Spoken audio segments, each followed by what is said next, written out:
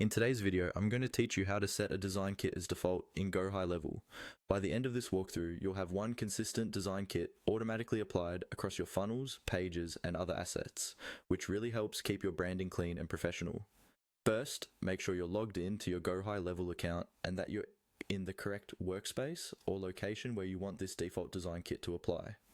From your main dashboard, look for the left-hand side menu. In that menu, find and click on the option labeled Marketing. This is where Go High Level groups a lot of your creative and branding tools, so opening this section is the first step toward accessing your design kits.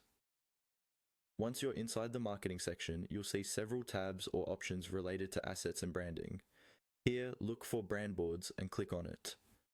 Brand boards is where your design kits live. This is where you typically set up things like colors, fonts, logos, and styles that you want to reuse across your projects.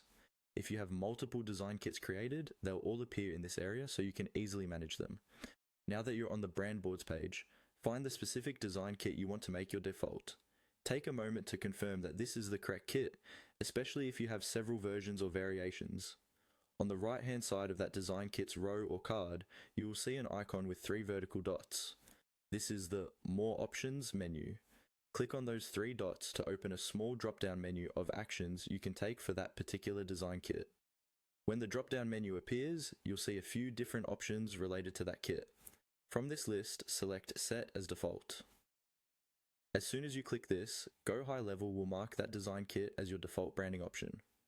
This means that when you create new pages, funnels, or certain marketing assets, this default design kit will be the one that's automatically suggested or applied, saving you time and maintaining consistency.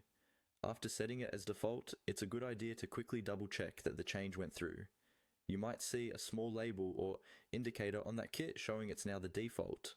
From here, you can start building or editing your assets, confident that your default design kit will keep your branding consistent throughout your account.